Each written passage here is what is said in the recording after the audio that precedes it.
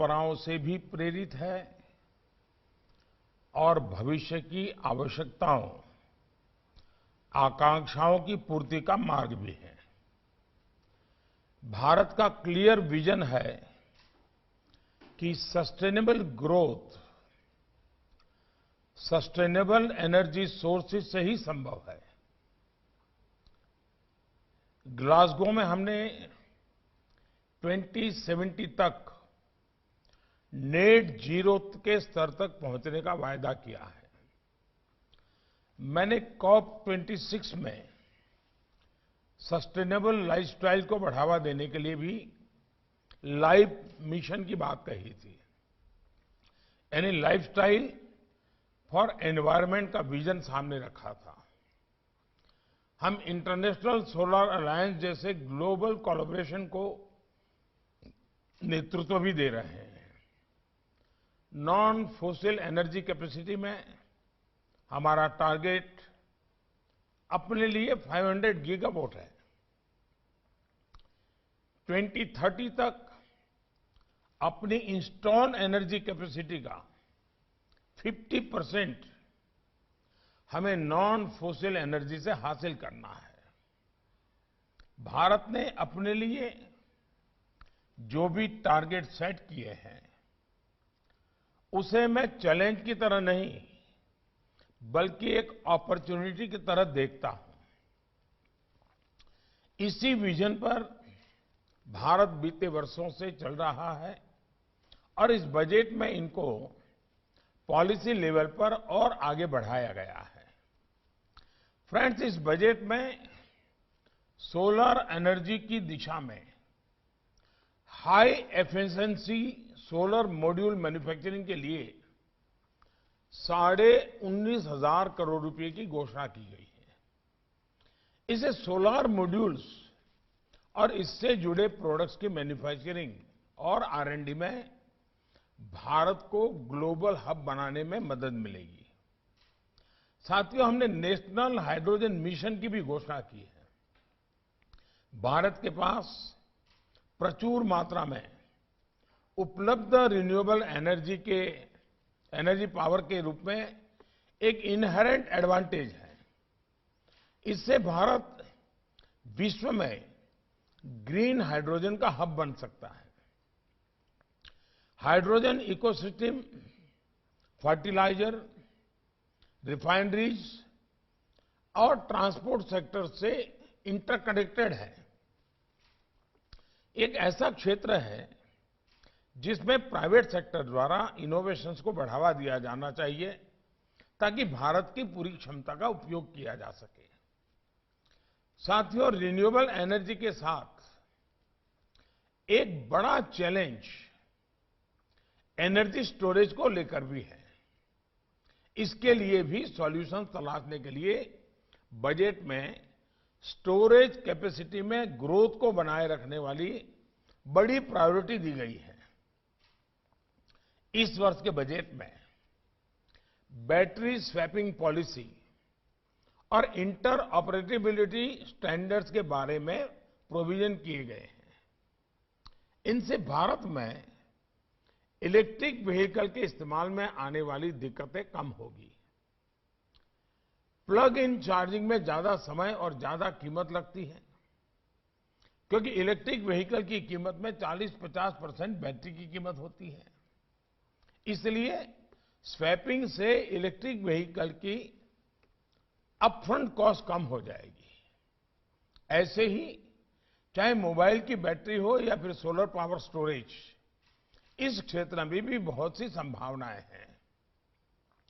इन पर भी मैं समझता हूं हम सब मिलकर के काम कर सकते हैं।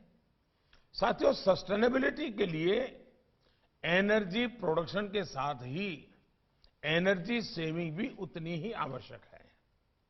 हमारे देश में और अधिक एनर्जी एफिशिएंट एसी कैसे बने, अधिक energy efficient heater, geyser, oven जैसे कैसे बने, इस बारे में बहुत कुछ करने की आवश्यकता मुझे लगती है। जहां भी बिजली की खपत ज्यादा है, वहां एनर्जी एफिशिएंट प्रोडक्ट्स इसका निर्माण हम सबकी प्राथमिकता होनी चाहिए। मैं आपको एक उदाहरण देता हूं। जब 2014 में हमारी सरकार आई तो देश में एलईडी बल्ब की कीमत 300-400 रुपये हुआ करती थी। हमारी सरकार ने एलईडी बल्ब का प्रोडक्शन बढ़ाया और प्रोडक्शन बढ़ने का स्वाभाविक था कि उसकी कीमतों में 70-80 रुपये तक नीचे आई। उजाला योजना के तहत हमने देश में करीब करीब 37 करोड़ एलईडी बल्ब बांटे। इससे लगभग 48,000 मिलियन किलोवाट आवर बिजली बची है।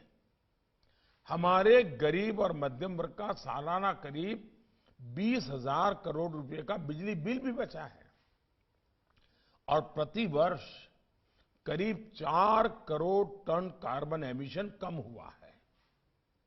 हमने जो परंपरागत राष्ट्रीय हमारे जहां स्ट्रीट लाइट्स होती हैं, उसमें भी 1.25 करोड़ स्मार्ट एलईडी बल्बों में बदला है।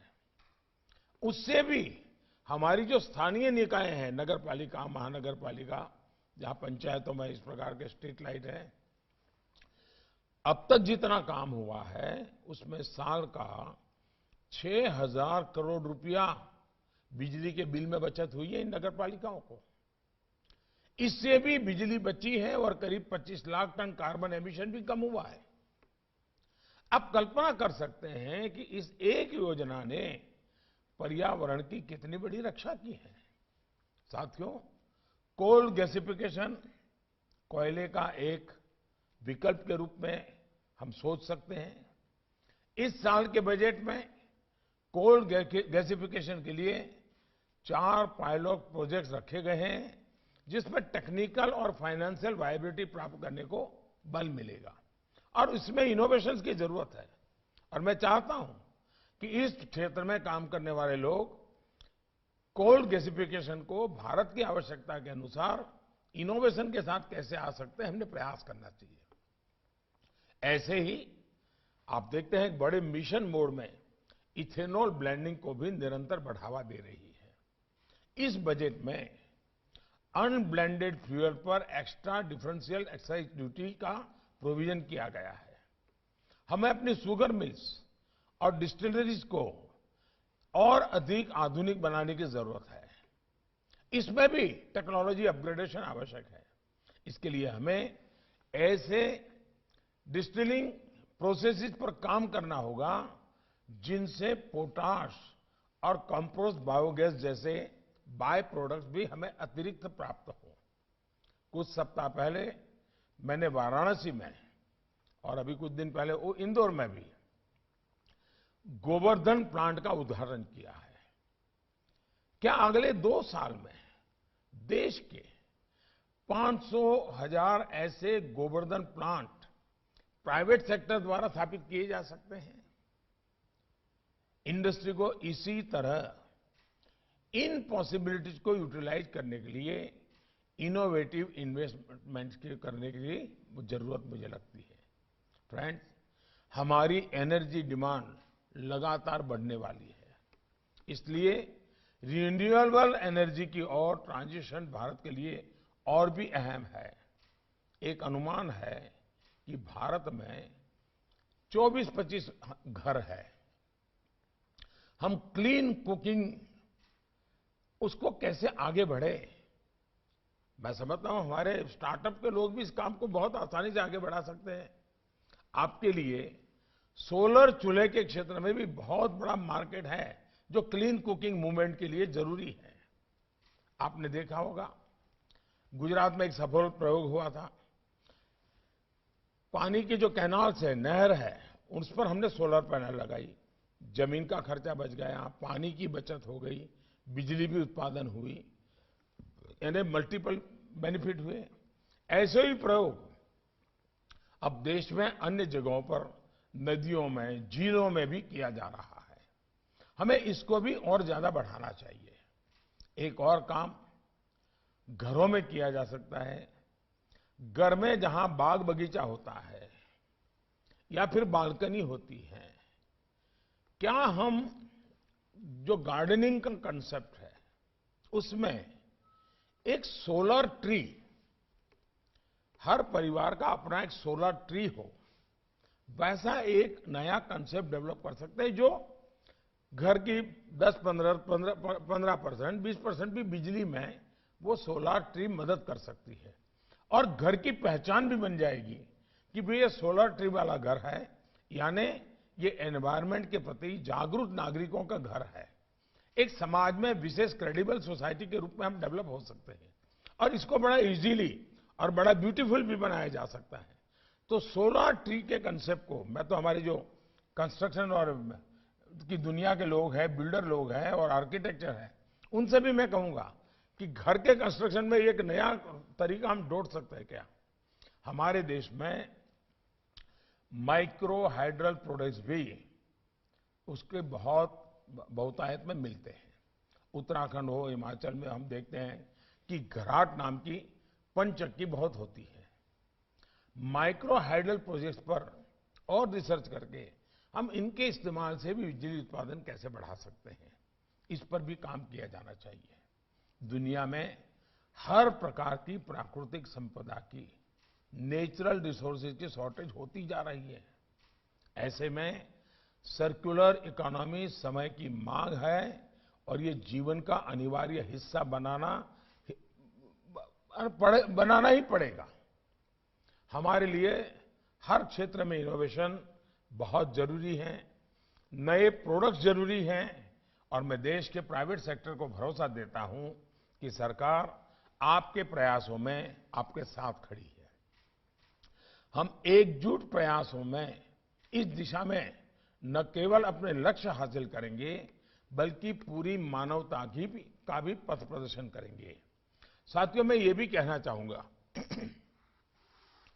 कि आमतौर पर बजट बनने से पहले बहुत चर्चाएं होती हैं। हमारे टीवी चैनल्स वगैरह सब उसमें काफी बिजी होते हैं, एक अच्छा मंथन होता है और उसका बजट को भी थोड़ा लाभ होता है, बजट बनाने में कोई अच्छे आइडिया मिलते हैं। लेकिन अब हमने फोकस किया है, चलो बजट बन गया, अब बजट में कोई परिवर्तन होना नहीं है, पार्लियामेंट की वो अमानत होती है, पार्लियामेंट तय करती है। हमारे पास 2 महीने का समय होता है बजट इंप्लीमेंट करने के लिए 1 अप्रैल से। इस 2 महीने का उपयोग हम इंप्लीमेंटेशन के रोड मैप पर बल कैसे दें और योजना अच्छे से अच्छे ढंग से कैसे हम लागू करें, बजट का अच्छे से अच्छे ढंग से उपयोग कैसे करें। सरकार की सोचने का तरीका और फील्ड में काम करने वाले व्यापार जगत के तरीके में काफी अंतर होता है। इस सेमिनार से उस अंतर को पाटने का प्रयास है। जो स्टेक होल्डर्स हैं उनकी थिंकिंग प्रोसेस और सरकार में जो निर्णय करते हैं उनकी थिंकिंग प्रोसेस, उसमें अंतर विरोध नहीं होना चाहिए, उसमें फासला भी नहीं होना चाहिए। अगर ये होता है तो चीजें बहुत जल्दी लागू होती है। कभी कभार एक आध वाक्य ऐसा आ जाता है फाइल में कि फिर उसको करेक्ट करने में 6-6 8-8 महीने लग जाते हैं, बजट का टाइम ही पूरा हो जाता है। हम इन गलतियों से बचना चाहते हैं और इसलिए ये जो हम वेबिनार कर रहे हैं उसमें हम सरकार की तरफ से आपको ज्ञान परोसने के लिए नहीं कर रहे हैं, हम बजट क्या है वो समझाने के लिए नहीं कर रहे हैं, हमसे ज्यादा आप समझ चुके हैं। हम आपको सुनने के लिए वेबिनार करते हैं और सुनने में भी बजट के लिए सुझाव नहीं, जो बजट बन चुका है उसको इस क्षेत्र में हम लागू कैसे करेंगे, जल्दी से जल्दी लागू कैसे करेंगे, ज्यादा से ज्यादा आउटकम के साथ हम कैसे आगे बढ़ेंगे। हमारी ऐसी कोई व्यूहरचना न बन जाए जो बिना कारण समय खराब कर दे। और इसलिए तेज गति लाने के लिए मैं चाहता हूं कि आप लोग कॉन्क्रीट प्रैक्टिकल एग्जाम्पल और सजेशन के साथ इस वेबिनार को सफल बनाएं। मेरी आपको बहुत शुभकामनाएं हैं। बहुत बहुत धन्यवाद।